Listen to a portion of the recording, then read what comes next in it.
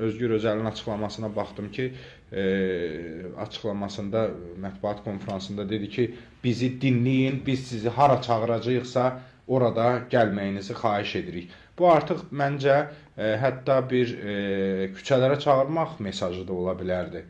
Özgür Özel'in fikri təbii ki, hüquqa dayanmasa, bunun özündə də cinayət tərkibli bir səsləndirmələr ola bilər. O da yargılana bilər o cürə davranışından. Çünki dövlətin üstündə heç bir gücü yoxdur.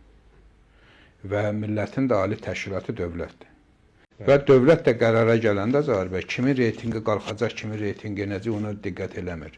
Bu əməllərin arxasında dövlət üçün çox böyük bir təhlükə varsa, təbii ki, belə bir durumda dövlət hərəkətə keçir. Dövlət hərəkətə keçəndə artıq heç nə o düşünmür. Onun bir fikri olur ki, dövlət xilas olmalıdır və dövlətin ali maraqlarına qarşı gələn bütün qüvvələr əzilməlidir.